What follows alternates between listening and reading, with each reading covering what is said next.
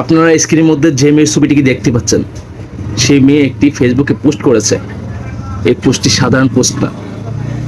পোস্টটা পড়ার পরে হৃদয়টা কেঁপে উঠেছে। আমি জানি আপনাদেরও কেঁপে উঠবে। সম্পূর্ণ ভিডিও দেখুন এবং এই ভিডিও অনেক বেশি করে শেয়ার করে দিন। সবার কাছে আমার রিকোয়েস্ট, অনেক বেশি করে শেয়ার করে দিন। আমি আসলে লজ্জায় এতদিন কাউকে কিছু জানাই নাই। আমি আমার প্রথম হাজবেন্ডের সাথে ডিভোর্সের পরে দ্বিতীয় বিয়ে করি। আমার দ্বিতীয় হাজবেন্ড আমার সাথে এই কাজ করে। এই লজ্জায় আমার উপরে এত বড় অত্যাচার হওয়ার পরেও আমি কাউকে কিছু জানাতে চাইনি। এখন আমি নিরুপায়। আমি বেঁচে থাকতে পারবো কিনা এটাও আমি আর বুঝতে পারতেছি না। আমার হাজবেন্ড আমাকে এপ্রিলের 10 তারিখ 2024-এ খুন করার চেষ্টা করে। সে ছুরি দিয়ে আমার চেহারাটা কাটে।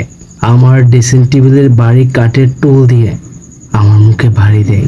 হাতে চেন পেঁচায় আসছিল, সেটা দিয়ে ঘুষি দিয়ে আমার মাথা ফাটায়। আমার চেহারা সে নষ্ট করে দিছে। আমার নাক ভেঙে গেছিল, নাকের কোনো হাড্ডি ছিল না। মুখের উপরের চোয়াল ভেঙে পড়েছিল, বাম পাশের দাঁত নড়ে গেছে, মাথার হাড্ডি বের হয়ে গেছিল। তারপরও আল্লাহ আমাকে বাঁচায় রাখছে। আমার বেঁচে থাকার কোনো কথা ছিল না। আমি 20 দিন হসপিটালে ছিলাম। সে আরবিয়ান বুকরা কালেকশনের মালিক। তার অনেক টাকা, অনেক পাওয়ার। তাই আমি এতদিন পুলিশের কাছে কোনো হেল্প পাইনি। তবে এখন আবার চেষ্টা করব পুলিশকে আবার হেল্প করতে।